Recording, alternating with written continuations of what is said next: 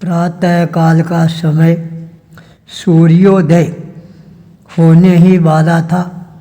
मैं अपने कक्ष से बाहर आने की तैयारियां प्रारंभ कर रहा था।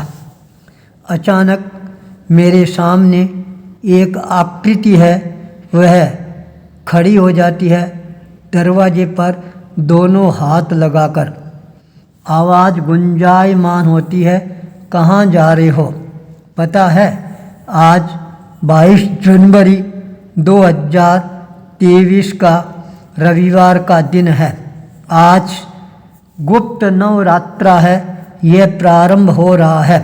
गुप्त नवरात्रा हमेशा गुप्त साधना की ओर प्रेरणा प्रदान करने वाला होता है। तुमने क्या अपने मन में संकल्प किया है, क्या सोचा है? इस गुप्त नवरात्रा के अंदर क्या आराधना, साधना, उपासना करनी है?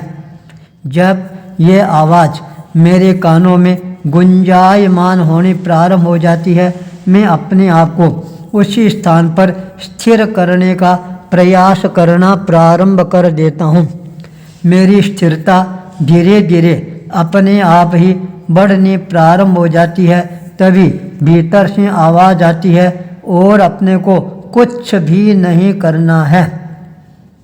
जो तेरा इष्ट मंत्र तुमने अपने मन के अंदर स्थापित कर रखा है, आज उसी इष्ट मंत्र का अपने मन ही मन के अंदर और ज़्यादा एकाग्रता के साथ जाप है, यह प्रारंभ कर देना।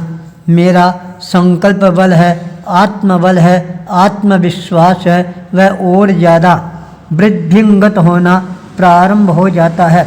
मैंने अपने दादा गुरु जिंदस्सूरी को याद करना प्रारंभ किया और कहा, दादा गुरु आप ही हमारे कुल के रक्षक हैं, नए प्राण प्रदान करने वाले हैं। आपका हमारे कुल के ऊपर बहुत बड़ा उपकार रहा है, इसलिए अब मैं आपसे यह विनम्र निवेदन कर रहा हूँ, जो साधना मैंने अपने जीवन में गतिशील बनाने प्रारंभ की है, आपने जो हमारे परिवार को, कुल को बचाने के लिए जिस मंत्र शक्ति का प्रयोग किया था, वह मंत्र शक्ति मेरे लिए नया वरदान बने। इस तरह से अब मैं आपके श्री चरणों में अपनी भावनाएं प्रस्तुत कर रहा हूँ, और मेरे को विश्वास है आप जहाँ कहीं पर भी है, अवश्य ही मेरी साधना के अंदर सहयोग प्रदान करने की अनुकंपा करवाएंगे। उसी समय आवाज़ आती है, दादा गुरु कहाँ तुम्हारे से दूर है, वो तो हमेशा ही तेरे इर्द गिर्द है, चक्कर ही लगाते रहते हैं, तभी तुम इस संसार के अंदर बच गया, वरना आज तेरा यहाँ कोई अता पता भी नहीं होता। कोई बात नहीं है, यही मंत्र तेरे जीवन के लिए और ज़्यादा तेरे को शक्तिशाली, ताकतवर और साधना के क्षेत्र में आगे बढ़ाने वाला बन जाएगा। तुम तो गुप्त नवरात्रा की साधना है, यह करना प्रारंभ कर दो, फिर देखो इसका प्रभाव है वह अपने आप ही बहुत ही जल्दी तेरे को नज़र आने प्रारंभ हो जाएंगे। ऊपर से नीचे जब मैं सीढ़ियाँ उतरकर अपने आसन पर आकर बैठता हूँ, मेरे भीतर के अंदर एक ही आवाज़ गुंजायमान होती रहती है, अब तेरे को गुप्त नवरात्रा के अंदर गुप्त साधना की ओर ही अग्रसर होना है। जब दोपहर का समय आता है, 12 बजते ही मैंने अपने मन में चिंतन कर लिया, बस आज से मेरे को ये जो 2 घंटे का समय है, विशेष जागरूकता के साथ इष्ट मंत्र की आराधना के अंदर और ज़्यादा एकाग्र चित्त बनकर लगाना प्रारंभ कर देना है। जब मैं 12 बजे अपने आप को ध्यान अवस्था में अवस्थित करना प्रारंभ करता हूँ, तब मैंने संकल्प किया, सबसे पहले मैं अपने शरीर को साधने का प्रयास करूँगा। एक आसन के अंदर बैठकर जितनी देर हो सके उतनी देर स्थिरता के साथ अपने आप को गतिशील बनाने का प्रयास करना प्रारंभ करूँगा। मेरा संकल्प बल है, वह धीरे धीरे अपने आप ही रंग लाना प्रारंभ कर देता है। मेरे को अनुभव होना प्रारंभ हो जाता है। हाँ, अब काय गुप्ती की साधना है वह धीरे धीरे आगे बढ़ती जा रही है।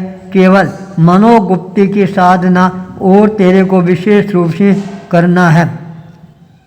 वचन गुप्ती तो अपने आप ही हो ही जाती है। 2 घंटा मौन का कार्यक्रम होने के कारण वचन गुप्ती की साधना के अंदर कोई दिक्कत ही नहीं आ रही थी। केवल काय गुप्ती और मनोगुप्ती, इन दो को अपने जीवन के अंदर कंट्रोलिंग पावर के रूप में आगे बढ़ाने का मैंने अपना संकल्प है अपने मन ही मन के अंदर गतिशील बनाए रखा। परिणाम ये आता है, आज दोपहर का समय जो मेरी साधना की दृष्टि से महत्वपूर्ण समय के रूप में उभर कर सामने आया, जो मेरे को नई नई अनुभूतियां हैं वह प्रदान करने वाला बनता जा रहा था। 2 घंटे के बाद मेरे को यह अनुभव होना प्रारंभ होता है मानो कोई एक शक्ति है वह मेरे को जागृत अवस्था की ओर अग्रसर करती जा रही है। सायंकाल का समय आता है जब मैं अपने आसन के ऊपर जाकर शयन करने की तैयारियां करना प्रारंभ करता हूं। सोने के लिए अपने आप को तैयार कर लेता हूं। 10 मिनट मेरे को सोए हुए होता है। अचानक भीतर से आवाज़ आती है, सो क्या रहा है? यह समय सोने का समय नहीं है। गुप्त नवरात्रि का जो समय होता है वह रात्रि के समय जागृत अवस्था में ध्यान की साधना का प्रयोग करने का समय होता है। यह समय बिल्कुल निरामय होता है, शांत होता है। कोई भी प्रकार का आवाज़, कलह, कदाग्रह का दौर नहीं रहता है। इसलिए इस समय जो साधना की जाती है वही साधना एकाग्रता की ओर ले जाने वाली बन जाती है। तत्काल मैं एक आसन लगाकर बैठ जाता हूँ। उस गुप्त नवरात्रा की आराधना, साधना, उपासना करने के लिए जब मेरी एकाग्रता बढ़ने प्रारंभ हो जाती है तब मेरे को समय का भी भान नहीं रहता है कितनी बज गए हैं। जब मैंने घड़ी की तरफ अपना ध्यान आकृष्ट करने का प्रयास किया, घड़ी के उस सुइए के अंदर 4 बजे का समय मेरे को जब सामने आता हुआ नजर आया, मेरे को आश्चर्य हुआ, क्या बात है, इतनी देर में एक ही आसन के अंदर किस तरह से बैठकर अपने आप को एकाग्र चित्त बनाना प्रारंभ कर दिया।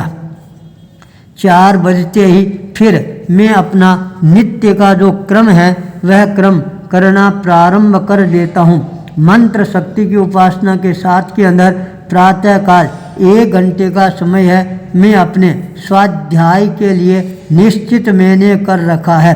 जब मैंने स्वाध्याय करना प्रारंभ किया तभी भीतर से आवाज़ है फिर गुंजायमान होती है। बोल बोल कर स्वाध्याय करने की जरूरत नहीं है। अभी जो समय है गुप्त नवरात्रि का समय है, इसलिए जितना धीरे धीरे अपने मन ही मन के अंदर स्वाध्याय करेगा उस स्वाध्याय का और ज़्यादा असर है वह अपने आप ही नज़र आना प्रारंभ हो जाएगा।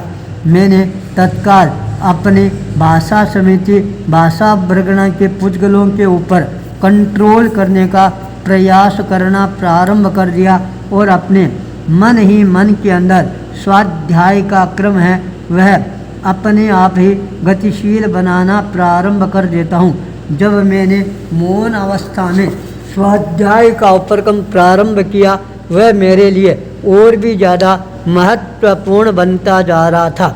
मेरे को यह अनुभव भी होना प्रारंभ हो गया, गुप्त नवरात्रियों के अंदर जितना व्यक्ति अपने आप को गुप्त रखता है, मौन रखता है, एकांत में रखता है, वह साधना उतनी ही ज़्यादा फलदायी बननी प्रारंभ हो जाती है। गुप्त नवरात्रियों का अपने आप में बहुत बड़ा महत्व भी होता है। इसलिए जो मौन युक्त साधना की जाती है वही साधना आगे जाकर हमारे जीवन में अनुभवों के लंबे खजाने को भरना प्रारंभ कर देती है, जो हमारे लिए लंबे समय तक संजीवनी बूंटी का काम करने वाला भी बन जाता है।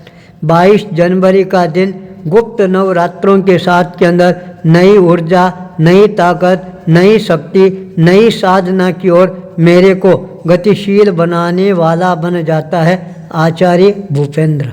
सुमन कुंज, गोकलपुरा, कालवाड़ा रोड, जयपुर।